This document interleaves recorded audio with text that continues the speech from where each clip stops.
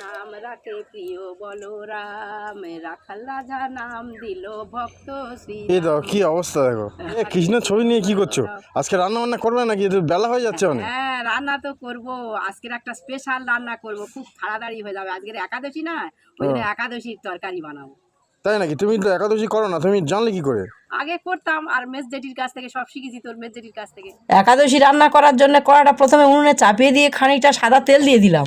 এরপরে দুটো তেজপাতা, দুটো শুকনো লঙ্কা, কালো জিরে এবং মগরি দিয়ে দিলাম। এরপরে কেটে রাখা কাঁচকলা, পেঁপে, আলু এবং মিষ্টি কুমড়ো দিয়ে দিলাম। এরপরে কয়েকটা চেরা করা কাঁচা লঙ্কা দিয়ে দিলাম, কিছুটা হলুদ গুঁড়ো দিয়ে দিলাম। একাদশী রান্নাতে অনেকে হলুদ গুঁড়ো দেয় না, আপনারা চাইলে নাও দিতে পারেন। এবারে দিয়ে দিতে হবে পরিমাণ মতো লবণ, আপনারা পারলে সৈন্দব লবণ দিয়ে দিতে পারেন। এবারে ভালো করে কষে নিয়ে জল দিয়ে দিতে হবে। এরপরে কিছুক্ষণের জন্য ঢাকা দিয়ে রাখবো। কিছুক্ষণ পরে ঢাকাটা খুলে এবার দিয়ে দিতে হবে জিরে, গোলমরিচ, ধনে এবং আদা বাটা। এবার বাদাম বাটাটা দিয়ে শেষবারের মতো ঢাকা দিয়ে দেবো।